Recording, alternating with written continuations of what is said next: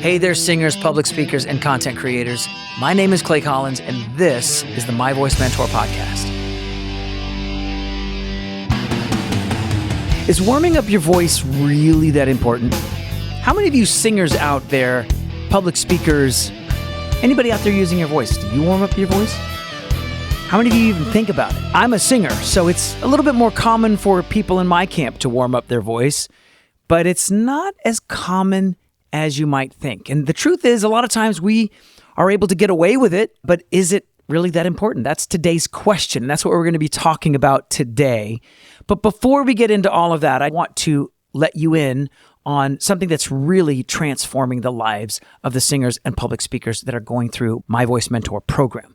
I'm seeing vocalists transform right before my very eyes, and I want you to be one of them. And so if you're interested in developing, growing, and strengthening your voice for whatever application you might have, whether it's singing, public speaking, communicating in general, or just building your confidence in your voice, I recommend that you check this out. And the way to get started is to simply go to myvoicementor.com/bootcamp. It's a free 5-day mini course that I prepared for you that's going to help get you on a path to better singing, better public speaking, and just an overall healthier voice. There's no reason not to do it. Go ahead and sign up, myvoicementor.com/bootcamp to get started.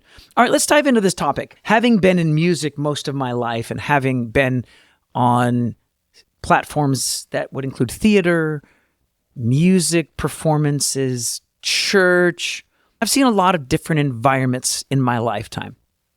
And so I'm reminded back in the day when I would spend a little bit more time with dancers than I do today. When I was doing musical theater, there was a singing part of the cast and there was a dancing part of the cast. And something that always stood out to me with the dancers is that they were always warming up their body.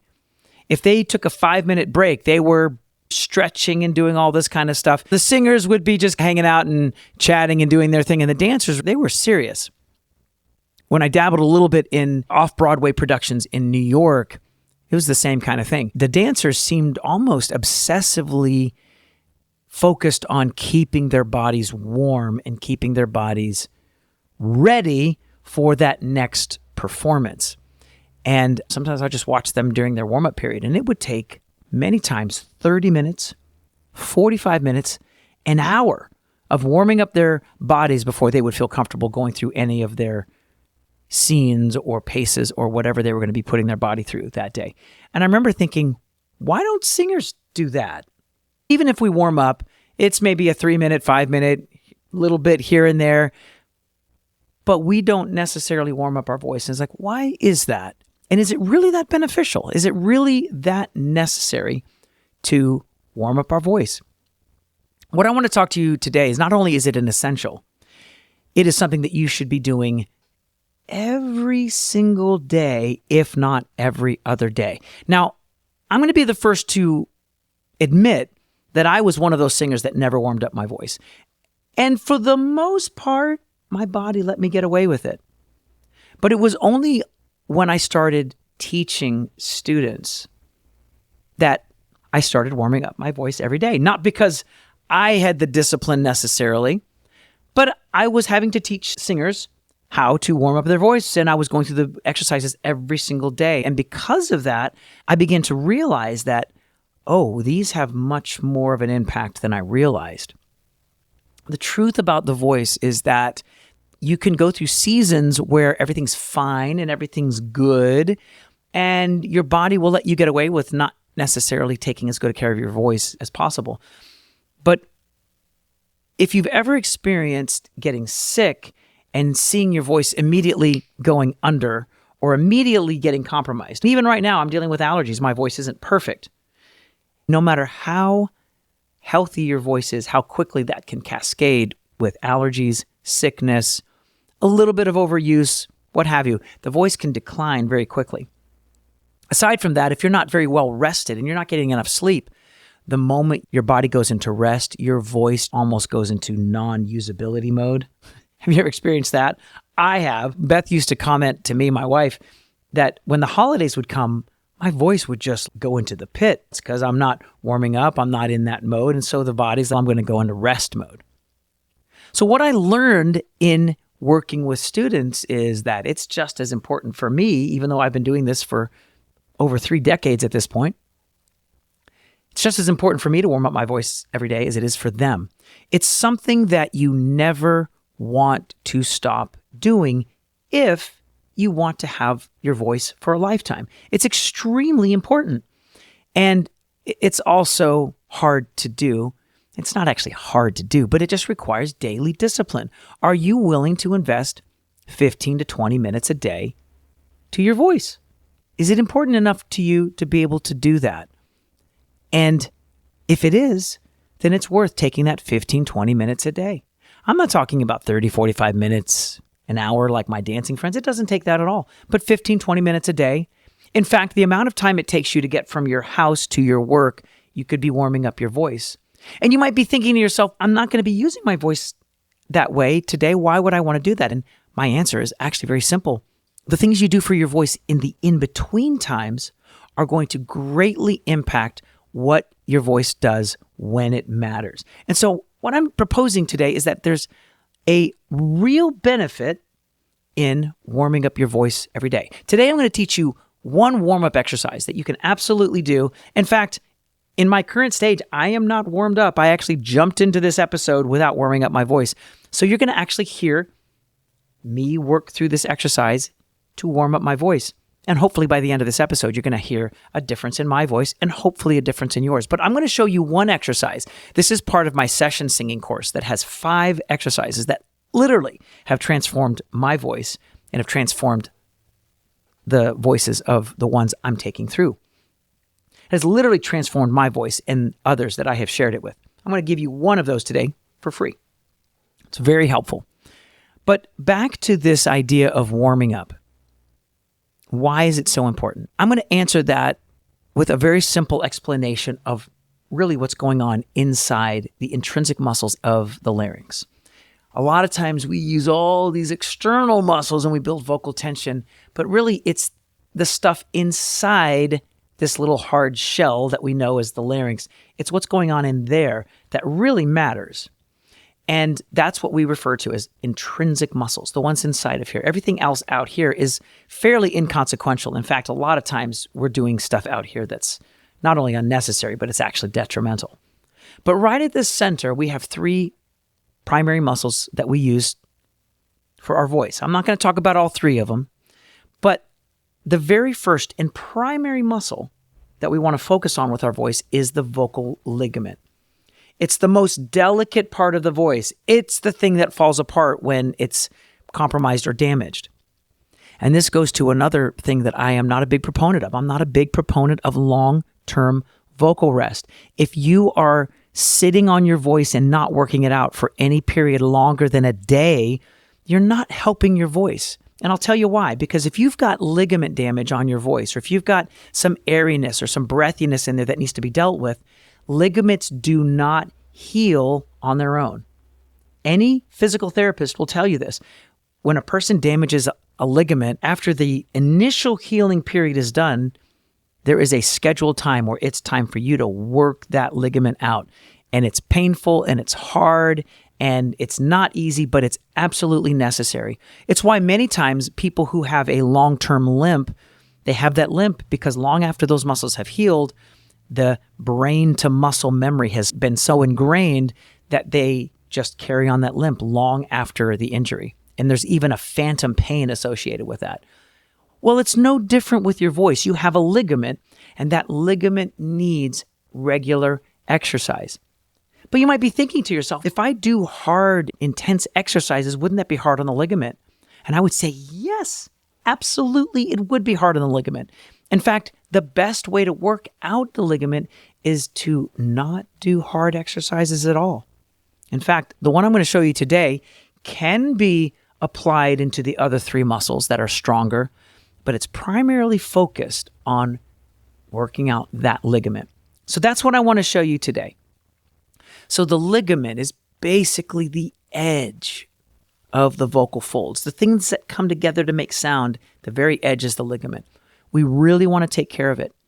And you might think that the best way to warm up your voice is to start really loud. And there's a time for that. There really is. But if we need to focus on the ligament, we need to start with quiet sounds. We need to back off our air. We need to bring the vocal cords together, not in a breathy way, because that's actually harmful to the ligament. The more air we pass through, the more we wear that down. So we're just talking quietly, but in a compressed way. You hear that vibration of the vocal cords, very much like the way you'd hear a violin or a viola sound when a rosined bow brushes across the string. So right there, what I just demonstrated is a very good way to just begin warming up the ligament. The ligament wants to do this. It wants to do that. It doesn't want to do this. You hear all that air passing through.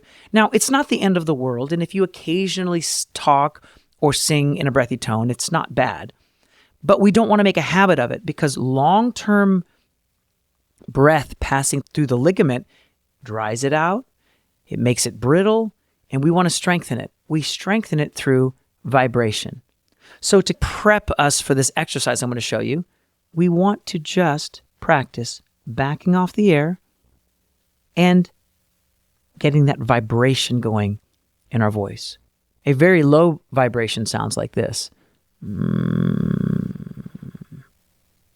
We call that vocal fry. It's actually very important. It's a very relaxed sound. In fact, if you're struggling to make that sound, like sometimes when people do it, it sounds like, again, we have to wake up that ligament. We have to exercise it. Try it first thing in the morning. You might find it's a little bit easier. Even towards the end of the day, it gets harder and harder for me to make that fry sound. But still, because it's early in the day and I haven't warmed up my voice, it's right there. It should sound like this. It's a very sleepy sound. You notice it doesn't take very much air when you do it right. Well, that's low vibration on a low pitch. You also know that I didn't lower my larynx. I'm not going, of doing that lowering of the larynx. I'm just keeping this neutral and making this sound. Should feel very relaxed when you do it. The second thing to realize is that high resonance also has to be compressed. And here's how we do that.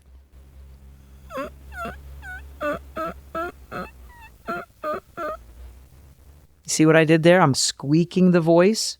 That's what high pitch or high tone resonance or high tone compression sounds like. It sounds kind of mousy. Now, when you do it, it might sound like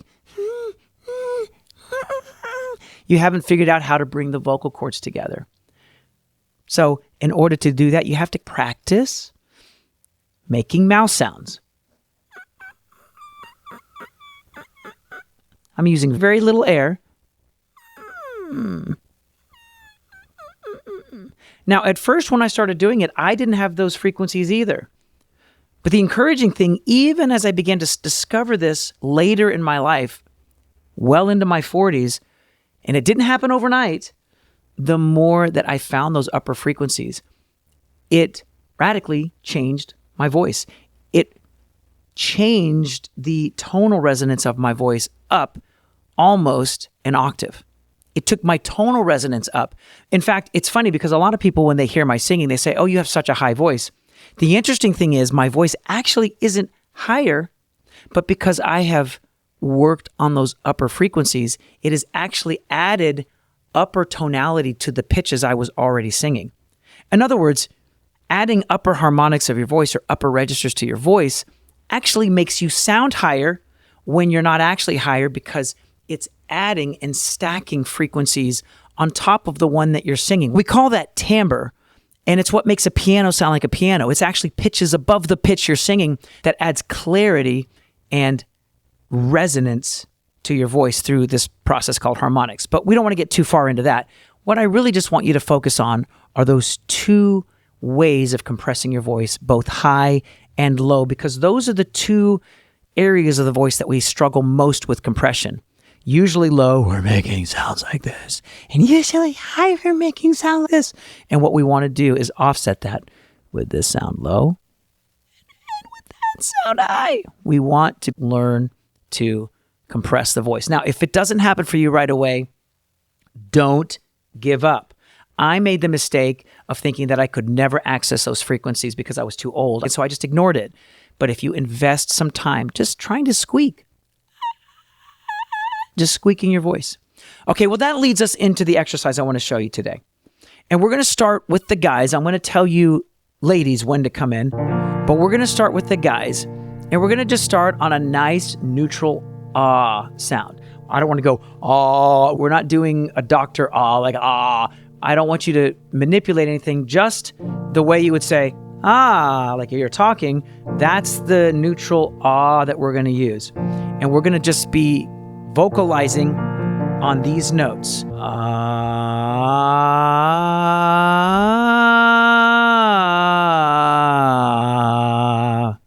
Now, one of the things you might have just heard is that my voice wasn't perfect. It's not warmed up, but this is my process. I don't want to interrupt the tone. I don't want to change the tone. And so I will glide between these notes. I don't want to do the classical warm-up. I don't want to press on the abdomen every time I change a note. I don't want to aim or stair step to these notes.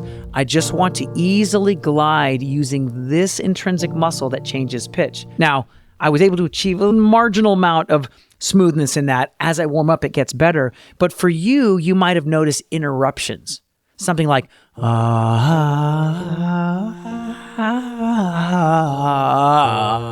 you might have had one or two of those notes actually come out and resonate while the others were just getting lost. What I want you to pay attention to is if any of those notes kind of popped through and you just notice, oh, some resonance came through, that then becomes the target that you aim for on all of those. And you really work at holding your tone, holding the volume, not getting louder as you get higher, but holding that so that you can maintain that resonance all the way through all of those notes. Because what's actually happening there is you are beginning, even at these low notes, guys, you're beginning transitioning between your registers. And we have to stay relaxed in order to do that. Your voice doesn't have just two registers. I know classically we've said, oh, you have two registers, chest and head register.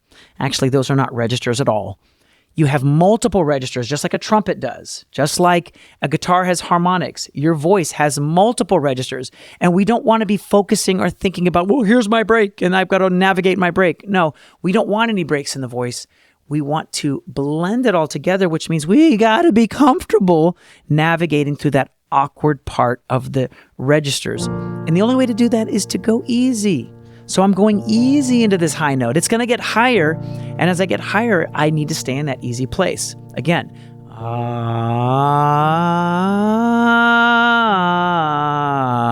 did you hear my voice begin to pop through there?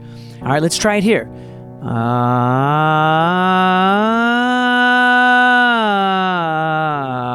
You see how smooth that is?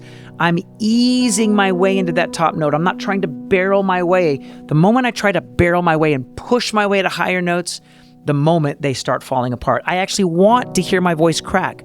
So if your voice begins to crack, let it. This is all part of the process.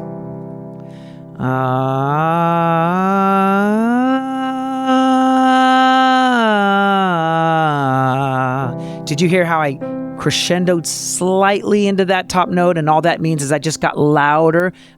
Once I got there, I eased my way in and then got louder before I came back down. Let's try it again together. Come on, guys.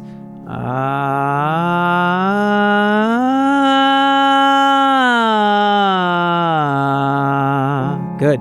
Two more, and then we're going to bring the girls in.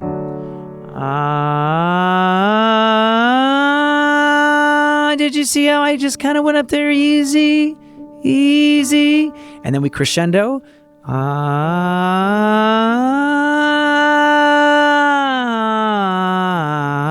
But again, at this stage, we want to keep everything nice and easy. We want to make this easy.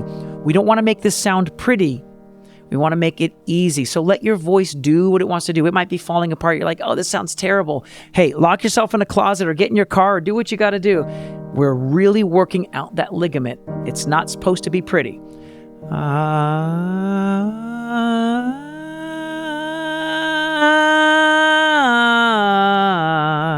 You heard a little bit of weakness on that note. Yes, I experience weakness in my voice too, but that's exactly why I'm warming it up.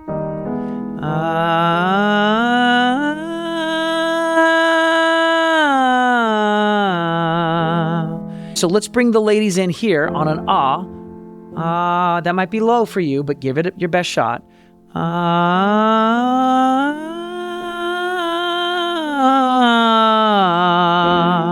Good. Guys, you might be thinking that this is getting a little high for you. Don't try to push. We're focusing on the ligament. And again, the ligament is usually the weakest thing going on. The other muscles are pretty strong. They're good. We don't have to worry about them. We want to focus on where our voice is weak and not let these other muscles try to help out. We got to limp a little bit before we can start walking. We're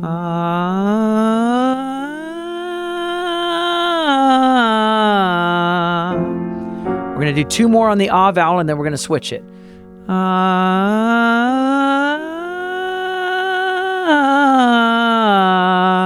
You're hearing graveliness in my voice. It's fine. I'm not trying to be anything. I'm just letting my voice be where it is.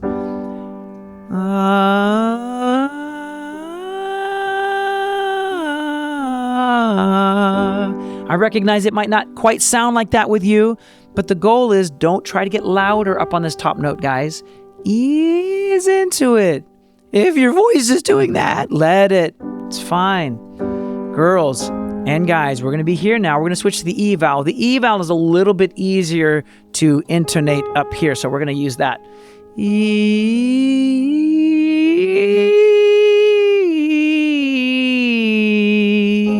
I'm going nice and slow because my voice needs it today. Probably yours does too. E.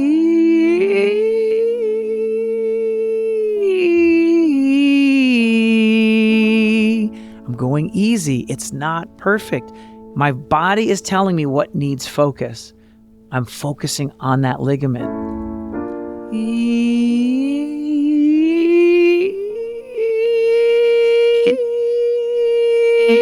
You see what I'm doing there? I'm actually leaning into the potholes a little bit.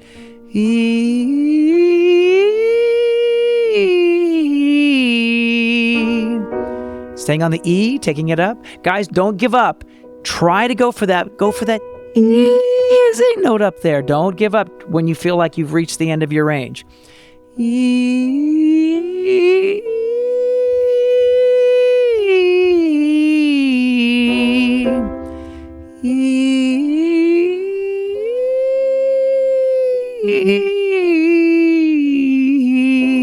So what I'm seeing in my voice is it's these middle notes that are the hardest. It's the transition notes between the registers that I'm struggling with today. And this is really helping me. For some people, you get past the danger zone. It actually gets easier as it gets higher. That's completely normal.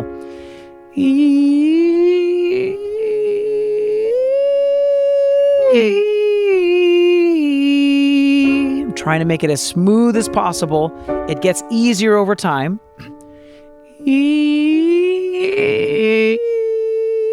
Did you hear how it just found its way? I didn't make it. I'm letting the body do what it's going to do.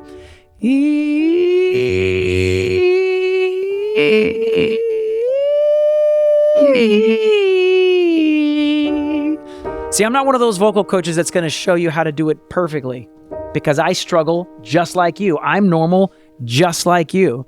All I can tell you is that a few minutes of me doing this, Beth laughs at me a lot because when I go up to sing, she's, you sounded terrible during your warm-up time, but then when you went up to sing those notes, they were all there. I'm like, I've just learned by accident that investing in doing stuff like this actually helps wake up the voice.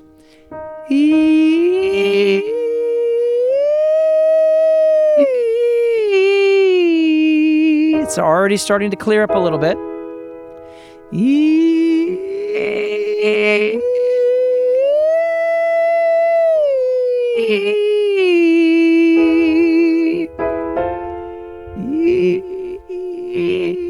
I'm not trying to force it. The body's going to do what the body's going to do. I'm just trying to find it.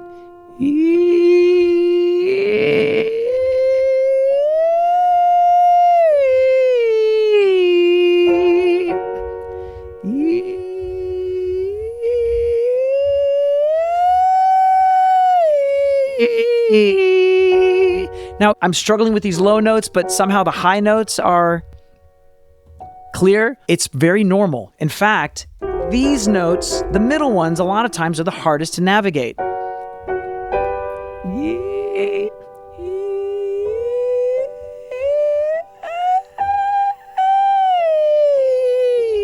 Do you see how I'm not pushing? Now, it's obvious that my voice is compromised, probably because of a lot of factors, but I'm a normal human being just like you. You're not always going to be at your best voice. But if you notice that I'm not pushing the vocal cords hard, I'm going easy on them. And this is going to produce massive results because I'm rebuilding up. I'm strengthening the ligament.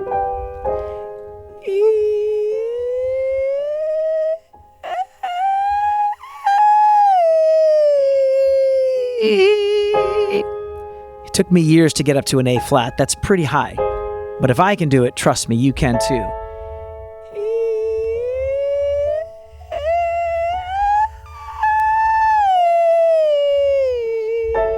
All right, we're going to stop here.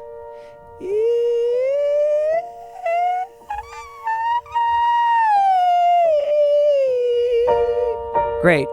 That right there is one of the most powerful exercises I've discovered. Just focusing on the ligament.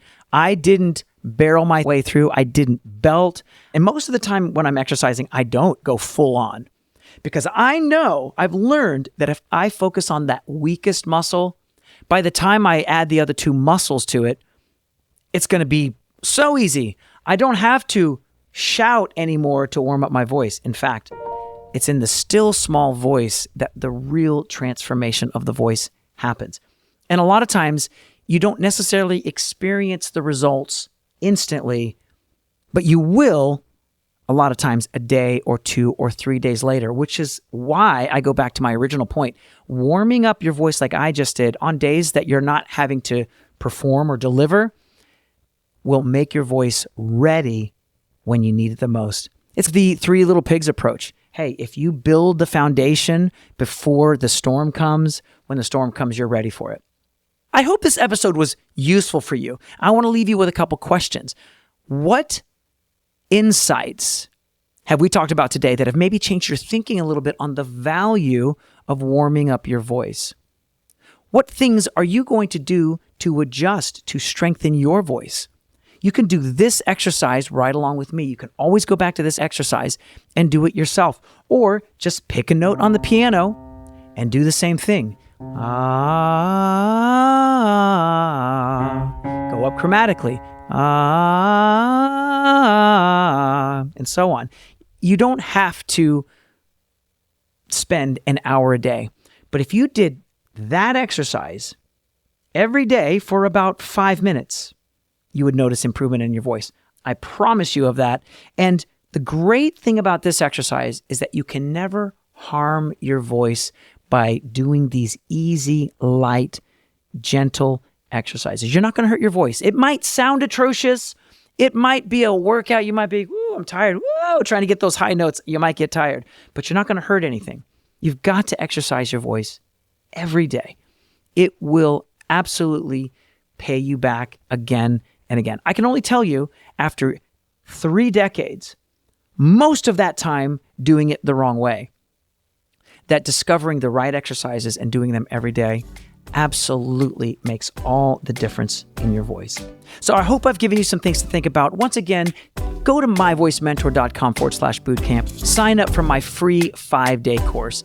And if you want to connect with me, I would love to hear from you. Clay@myvoicementor.com. Ask me anything you want. I would love to help you with the challenges you're having with your voice. In the meantime, keep investing in your voice. It is your best investment. See you next time.